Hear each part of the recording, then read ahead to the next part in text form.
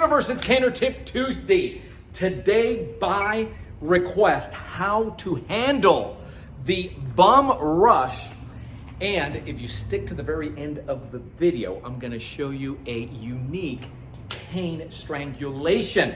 But before we do any of that, a warm welcome as always to the faithful followers of the Cane Fist Way, and also those of you who are here for the first time. If you haven't done so already, if you like the content, hit that subscribe button, hit the little bell icon so that you don't miss any future content, and avail yourself of the #1 free resource. Doesn't matter if you're an experienced caner, you're an instructor, and especially for those of you who are brand new to the culture, text the letters CCC to 305-745-7839 in less than 24 hours.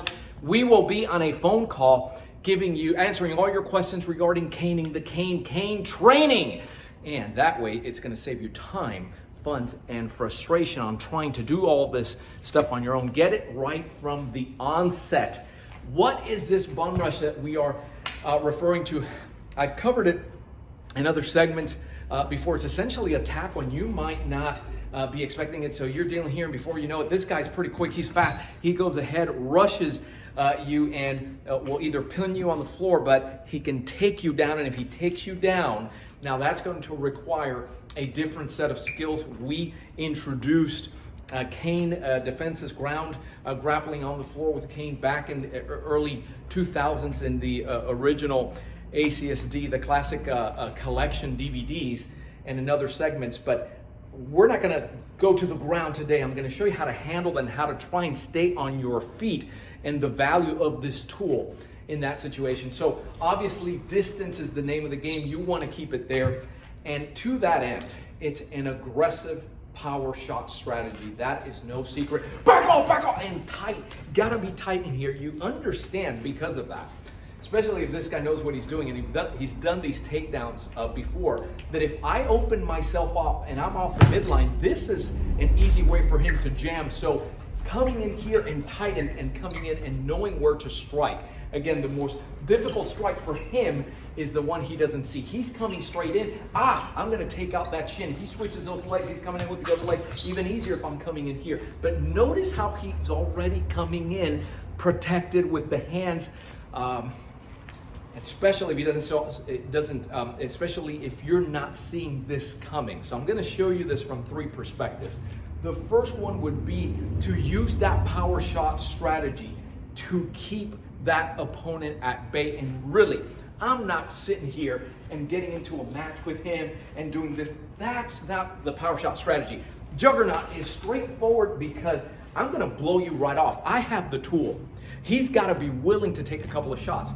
The issue he has, the challenge he's going to have is in taking my shots is that they're not light shots. They're shots that are designed to destroy bone.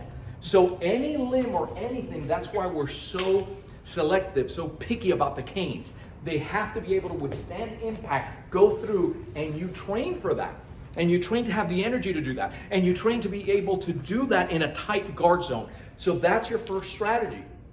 The second strategy is now what happens when he actually breaks through. How do I do that? So there's a defensive maneuver that you can do here while holding the cane, and it works just as well for empty hand. I'll demo it empty hand. The first one is going to be to arrow and sprawl. And if you can do this movement, you can do it. Along with the sprawl comes a pivot, a quarter pivot, referred to in ACSD as blending. So as he's coming in, and you have this kind of thing where you're moving in. Now, the more aggressive he comes in, the easier it's going to be for me to end up here. The easier it's going to be for me to end up there. What I don't want to do with it is come in and open up here as if to strike over. He's going to bring his head here. Now, yes, I could do this, but he's got another hand that's going to wrap, and now he starts bringing me forward. This is not the position I want to be in, because you're going to be hitting him to the back. If you're striking his back, he's jacked up on adrenaline. He can handle that. So notice that what I do is bring to the inside, because here now, right, not only can he not grab, but it leaves, if I have to strike to the head, I will do it from here. This blending motion, those of you that are ACSD students, form number 3 is where you see it first show up in a structured pattern where the foot is abducted, it's open to the side. You have it in this motion where you do this and you open up with this quarter pivot to strike and hammer down. This is essentially the same concept, using an arrow, using the forearm, the meaty portion of the limb, and not opening up because this is where you have, if he has a tool or he's coming in with something in addition to that, because he's trying to take that leg to bring you down. Now, what happens if he does make that contact and I'm going down? Now you want to keep this close to you and you want to crush here, right? You want to crush that melon, as we refer to it. So I'm taking the shaft of the cane, laying it right across the temporal and parietal regions here of the cranium, and I'm going to keep it close to me. Now, wherever I go, he has to go.